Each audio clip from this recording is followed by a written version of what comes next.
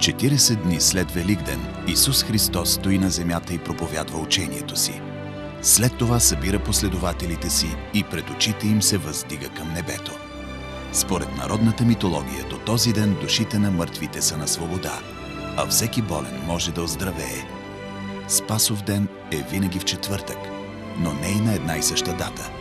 Всяка година в нощта, преди да се затворят вратите към отвъдното, в кладенче край Бълчишкото село Църква бликва вода. Извира точно преди Спасов ден, на мястото, където някога е имало храм. Хората вярват, че водата е лековита, наливат за болни, мият се, пият, молят се за здраве и накрая тръгват да запалят свещ в съседното село, защото в Църква няма църква.